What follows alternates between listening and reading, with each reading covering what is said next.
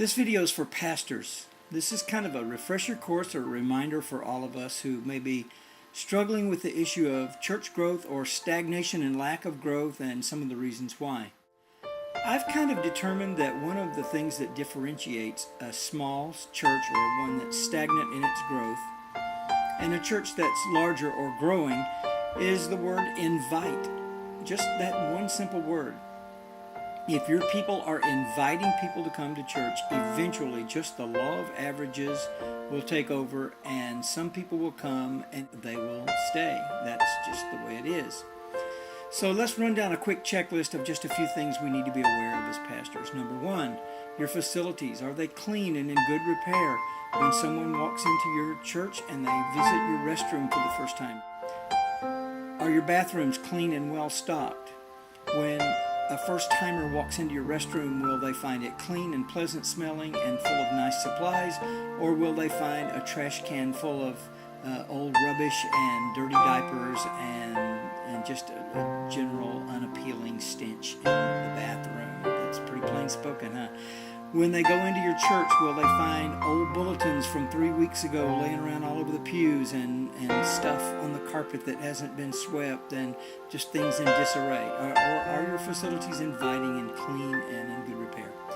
Number two, is it welcoming when people come in? Is there someone at the front door with a big smile and, if appropriate, a hug to welcome people who arrive at your church? Going to a church for the first time, going to a new place, is just like the first day of school for a frightened student or the first day of a new job for a new employee. There's a lot of apprehension, and we can do our part to eliminate those human barriers that make people afraid to come to a church for the first time. Your music. Is your music in your church, first of all, is it biblical? Are you singing songs that are actually biblical? Is it done with a degree of excellence to the best of your ability? And is it rehearsed, or are people just sort of walking in and randomly selecting some songs to sing that Sunday? That's pretty bad planning, and it shows, and people are not very impressed with the order of your house when that happens.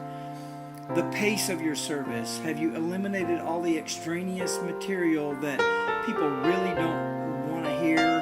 Have you eliminated all the inside joking around and the nonsense that a first-timer would find off-putting, and you just stick to the point of the service and get in there and do what you came there to do in a nice sequence? Have you eliminated all the dead air where you get up and introduce, and now so-and-so is going to come and do this? Well, they can figure that out when the person walks up there. So the pace of the service. The next one is the message itself.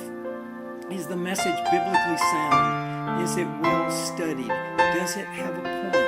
Or do you just have sort of randomly walking up to the pulpit and talking all around some subject and never getting to a point? The message should have a specific point. The message should be completely biblical, and it should be well studied and well thought out with great examples.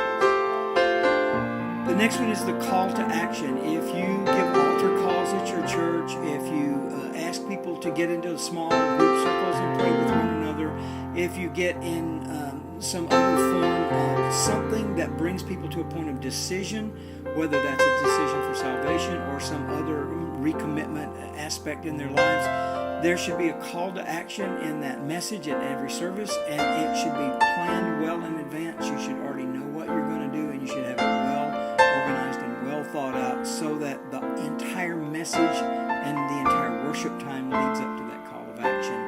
And then, do you leave them encouraged at the end? Do people walk out of that service feeling better than they came in, ready to face the week that they're about to face on their job, in their school, in their normal everyday life? Or do they leave there feeling beaten down and discouraged and not wanting to come back again? Those are things that we should be observant of. Those are things that we need to watch as pastors and kind of use that as a checklist and think through your service that you're planning for this weekend and see how you're doing on these things. Some of them can be fixed this week. Some of them can be fixed over the long term. But your people will start to want to invite other people if these things are taken care of.